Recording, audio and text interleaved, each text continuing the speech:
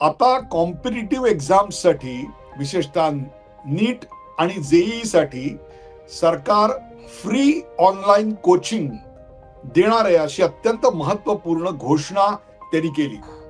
हमने युवाओं के लिए विभिन्न परीक्षाओं की फ्री ऑनलाइन कोचिंग हमने करने का निर्णय किया है. हे जे परसेप्शन आहे आमच्या माइंड मध्ये की सरकारचं आहे, त्यामुळे आपल्याला प्रायव्हेट आणि ब्रँडेड काहीतरी स्कूल पाहिजे, म्हणजेच आपल्या मुलाला नीट आणि जेईई मध्ये प्रवेश मिळेल.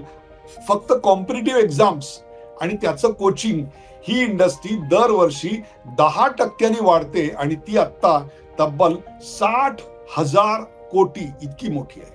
किती गरीब शेतकरी असला तरी त्याला आपला मुलगा आता सरकारी शाळेत जायला नकोय, तर त्याला आपला मुलगा त्याच्या जवळ असलेल्या खासगी शाळेत जायला हवाय आणि तो सुद्धा इंग्रजी माध्यमात शिकायला हवाय. हे चित्र बदलायचा सरकार आटोकाट प्रयत्न करत आहे, परंतु तरी देखील अजून सरकारी शाळा आणि त्यांच्या त्याचा दर्जा हा एक प्रश्नचिन्हांकित गोष्ट आहे.